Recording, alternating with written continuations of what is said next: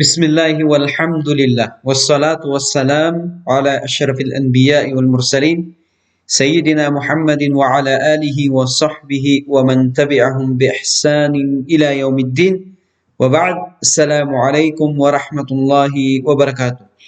Ang papuri ay tayong kay Allah subhanahu wa ta'ala lamang na Panginoon at Diyos ng sanlibutan. Naway ang habag at pagpapala ng Allah subhanahu wa ta'ala ay mapasa ating pinakamarangal na propeta na si Muhammad sallallahu alaihi wasallam, ganun din sa kanyang mga kasamahan at sa kanyang mga pamilya at sa lahat ng mga taong tumahak ng kanyang landas hanggang sa huling araw. Ngayon po mga kapatid, sa pagpapatuloy po ng ating pag-aaral sa wikang Arabic, ay kukunin po natin ngayon ang tinatawag na ad-damair al-muttasila. Kung natatandaan po ninyo, yung mga pinag-aralan po natin nung nakaraang linggo ay pinag-aralan po natin yung mga ad-damair al-munfasila. Ito po yung mga ad-damair o mga panghalip panao na nakahiwalay. So ngayong araw po, inshallah, ay tatalakayin po natin itong mga ad-damair al-muttasila, itong tinatawag natin mga panghalip panao na nakadikit. Ibig sabihin nakadikit po siya sa salita. Kaya po siya tinawag na al-muttasila kasi siya po ay nakadikit na mga panghalip panao sa mga salita. Okay? O sa mga word na tinatawag natin sa wikang Arabic. So, ganun din po kung ang ad-damair al-munfasila ay mayroon po itong tatlong uri. Okay? Yung tinatawag nating al-mutakallim, yung first person, ganun din yung ang al-mukhatab, second person, at ganun din yung al-ghaib, third person. Ganun din po yung ad-damair al-muttasila ay meron din po siyang tatlong uri na ito. Okay? Meron din po siyang tatlong uri na ito. Subalit ito ay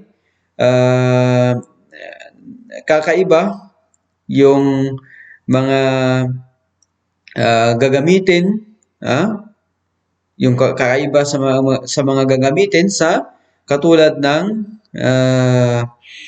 yung tinatawag nating ad-damair al-munfasila. So ngayon po inshallah ay kukunin po natin itong mga ad-damair na ito at ganun din yung mga halimbawa niya. Okay? At ganun sa pinakahuli ay mag-iwan po tayo ng pagsusulit upang pagsasanay sa inyo upang malaman natin kung naintindihan po natin yung aralin natin ngayon. Okay? So dito po mga kapatid ay meron tayong tinatawag na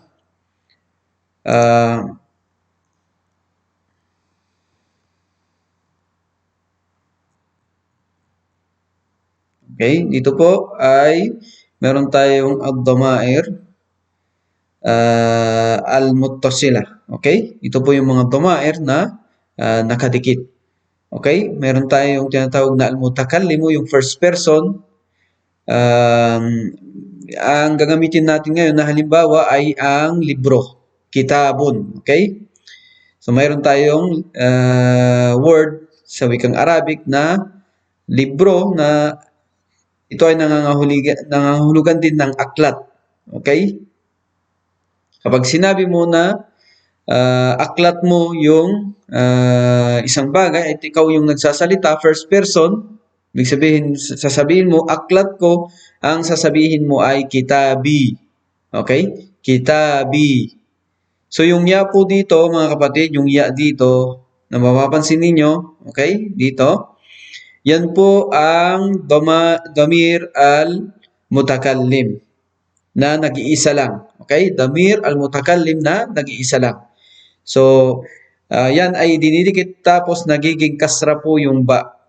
Kaya binabasa po ito ng kitabi. Kapag sinabi mo aklat ko, sasabihin mo, o libro ko, sasabihin mo kitabi sa wikang Arabic. Okay? Ito po ay magkaparehas sa lalaki man o babae man yung nagsasalita. So parehas po na ya yung damir al-mutakallim kahit sa panlalaki man o pambabae. Okay? Yan po ang kapag isa lang yung nagsasalita. Paano naman kapag marami na sila? Ibig sabihin, dalawa yung bilang nila pataas. Okay? Tandaan po ninyo, dalawa yung bilang nila pataas, ano yung gagamitin naman doon? Okay? Ano naman yung ididikit na na letra o mga letra mula sa wikang Arabic para malaman natin na ang tinutukoy dito ay maramihan. Okay?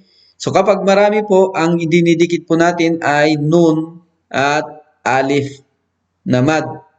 Nun at alif na mad at binabasa po natin ito ng kitabuna. Okay? Ito po yung original na word, yung kitab, ibig sabihin aklat. Kapag gusto mong sabihin na aklat namin, ibig sabihin aklat ninyo, okay? Aklat namin, okay? Sasabihin ninyo kitabuna, okay? Kitabuna. Ibig sabihin aklat namin. Aklat namin. So ito pong pagtukoy natin ng aklat namin ay nangangahulugan po ito na ang nagsasalita ang bilang nila ay 2 pataas. Okay, 2 pataas at ito po ay parehas na ginagamit sa lalaki man at o mga babae man.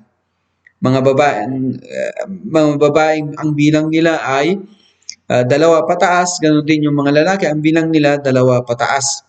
Okay, kahit na tinatawag nating sila ay nag-iipon-ipon sa isang lugar. Halimbawa, okay, babae man o kaya lalaki man.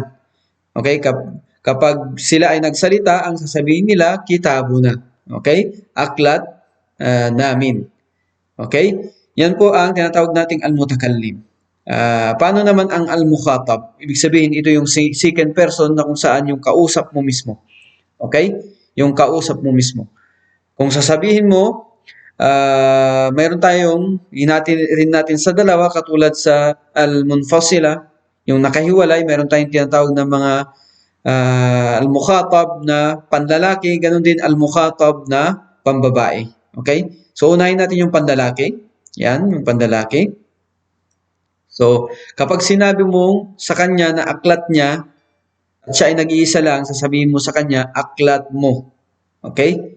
Aklat mo, sasabihin mo sa kanya sa wikang Arabic, kitabuka.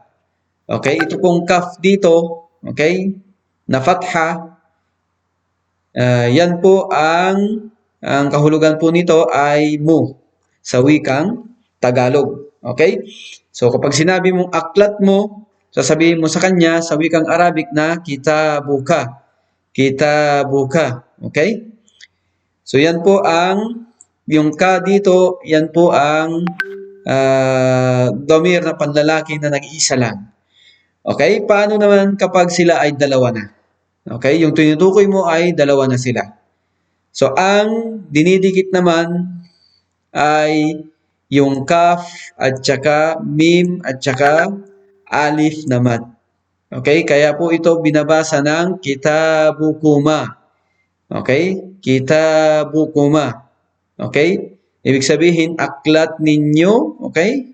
O kaya aklat nyo at yung tinutukoy mo doon ay 2 lang sila. Okay? Kitabukuma. Okay? Kitabukuma. Paano naman kapag ang bilang nila ay 3 pataas? Okay? Kapag 3 pataas naman ay meron po itong ginagamit din na particular at ang nilalagay ay kaf na dhamma at saka mim na sukun. Kaf na dhamma, okay? Dhamma at mim na sukun. Kaya binabanggit po ito ng kitabukum. Okay? Ang ibig sabihin, aklat ninyo, ang bilang nila, 3 pataas. 3 pataas. So, binabanggit po ito ng kitabukum. Okay? So, ulitin natin, kitabuka, isa lang. Okay? Kapag 2, kitabukuma. Kapag 3 pataas, kitabukum. Yan po ang panlalaki. Kapag pambabae naman po, ay iba rin po ang ginagamit, no? So dito, hindi natin nalagyan yan, pero yan ay okay.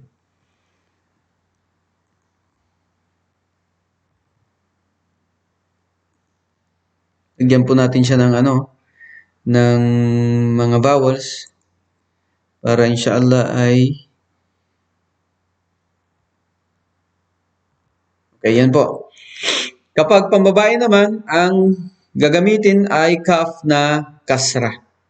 Kaya binabanggit ito ng kitabuki. Kapag sinabi mo sa isang babae na aklat niya yon.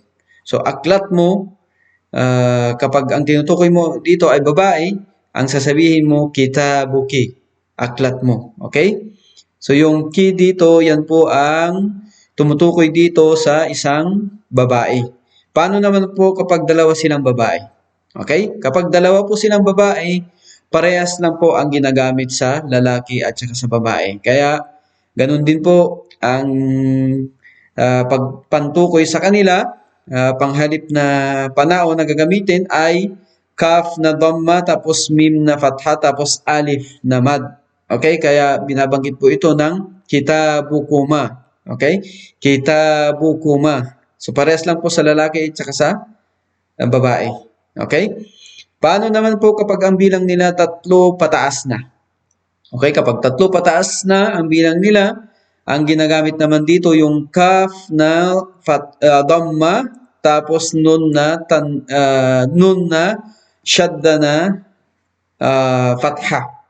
So, binabanggit po ito ng kitabukunna. Kitabukunna. Kapag ang tinutukoy mo mga babae, ng bilang nila ay tatlo pataas. Okay, ulitin po natin. Kapag isa lang, kitabuki. Pag dalawa, kitabukuma. Kapag tatlo, pataas, kitabukunna. Okay? So, yan po ang second person. Ibig sabihin yung taong kausap mo. Paano naman ang third person? Okay? Paano naman ang third person? Ito po yung tinatawag na al-ghaibu. Okay? So, hinatin din po natin sa dalawa. Mayroong panlalaki, mayroong pambabae. So, unahin po natin yung panlalaki ulit. Kapag panlalaki naman ang tinutukoy at third person siya, ang gagamitin natin ay yung ha na dhamma. Ha na dhamma. Kaya binabasa ito ng kitabuhu. So, ang tinutukoy mo dito ay aklat niya. So, itong taong ito ay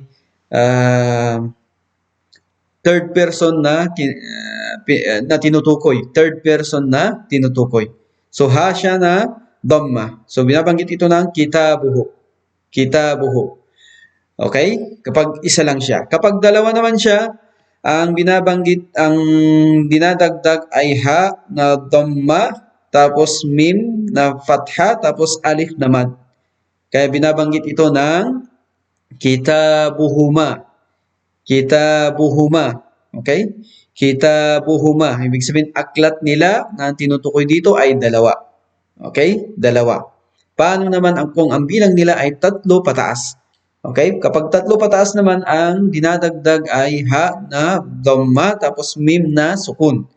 Kaya binabanggit ito ng kitabuhum, na ang ibig sabihin ay aklat nila, ang bilang nila ay tatlo sila pataas. Okay? So, yan po ang panlalaki. Okay? Ulitin natin. Pag isa lang, kitabuhu. Pag dalawa, kitabuhuma. Pag tatlo pataas, kitabuhum. Okay? So, paano naman kapag babae ang tinutukoy? Okay? Kapag babae naman po ang tinutukoy, ang dinadagdag ay ha na fatha, tapos mad na alif. So, binabanggit ito ng kitabuha. Kitabuha. Okay? Kapag babae na isa lang ang tinutukoy. Paano naman kapag dalawa na sila pataas? Ay, kapag dalawa na ang bilang nila. Okay? Kapag dalawa po ang bilang nila, okay, ang binabanggit ay parehas lang po sa lalaki, ganun din sa babae. So, ano yung binabanggit? Sinabi natin, kitabuhuma. Kitabuhuma. So, ang tinutukoy dito, dalawa sila na babae.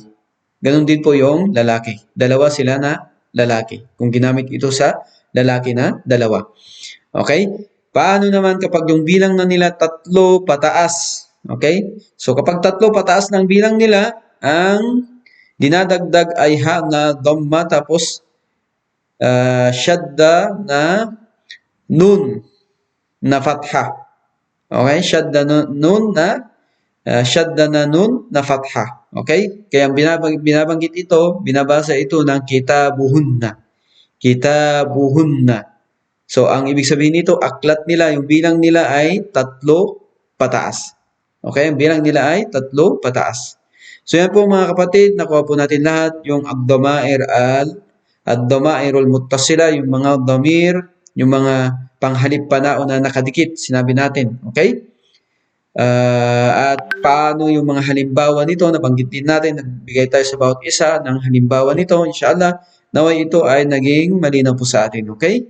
So, ngayon po ay kukunin po ninyo ito, yung tamrin na tinatawag yung pagsusulit, ilagay ang tamang panghalip panao na nakadikit sa mga salita alinsunod sa halimbawa. Okay, meron po tayong halimbawa dito. Okay? So, ito po yung mga salita na kung saan idudugtong po natin ito sa mga panghalip panao na nababagay alinsunod sa nilagay natin dito sa itaas. Okay? So, dito po, al-mukhatab, ibig sabihin, ito yung second person, panlalaki. Okay? Kapag second person na panlalaki, ang ginagamit ay ka. Di ba? So, paano pag idikit ito, binabanggit ito ng babuka. Okay? Babuka. Pag ang tinutukoy naman dito ay first person, pambabae, ano yung binabanggit? Sabi natin kapag mutakallim, kapag first person, parehas po sa lalaki at saka sa babae. Kaya binabasa ito ng babi. Okay? Babi. Ibig sabihin, pintuan ko. So, ang ibig pong sabihin ng bab, pintuan. So, pag sinabi mong babo ka, pintuan mo, panlalaki yung tinutukoy. Kapag pintuan ko, first person yung nagsasalita, babae man o lalaki, binabasa ito ng babi. Okay? Kapag ang tinutukoy naman dito ay yung third person na, okay? Third person na, at ang tinutukoy dito ay dalawa sila na lalaki, ang binabanggit ay babuhuma. Okay? Babuhuma. Okay? Babuhuma. Ang dinikit ay yung ha na dhamma, tapos mim na fatha, tapos alif na mad. Okay? So, yan po yung halimbawa niya. Okay? Babun. Ang halimbawa, babun. Okay? Kapag mukhatab na panlalaki, babu ka. Kapag mutakallim na pambabae, babi. Pag gaib na, al-gaib na dalawang lalaki, babuhuma. Okay? So, ang gagawin po natin mga kapatid, ito ay iwan natin sa inyo na inyong pagsasanay. Inshallah, gagawin nyo pong katulad dito sa halimbawa, sa itaas. Itong talibun, itong qalamun, number 2. Number 3, ustadun. Number 4, baytun. Number 5, sayyaratun. Okay? Number 5, sayyaratun. So, inshallah mga kapatid, para po ma-check natin kung tama po ang inyong kung tama ang inyong kasagutan, at ganun din ay pagsasanay para sa inyo na pag-iba-iba yung itong mga panghalip panao na ito, na kung saan alam natin na ito ay medyo marami sa ating paningin, inshallah. At kailangan talaga ito ng pagsasanay upang sa ganun ay may tatak sa ating mga isipan itong mga panghalip panao na ito, na karamihan po mga kapatid ay ginagamit po natin ito araw-araw. So, sa pantukoy natin, okay? Sa mga kausap natin, ganun din yung mga taong yung third person, okay? So, lagi po natin itong nagagamit. So, hanggang dito na lamang mga kapatid. Wa akhiru da'wana anil hamdulillahi rabbil alamin. Assalamu alaikum warahmatullahi wabarakatuh.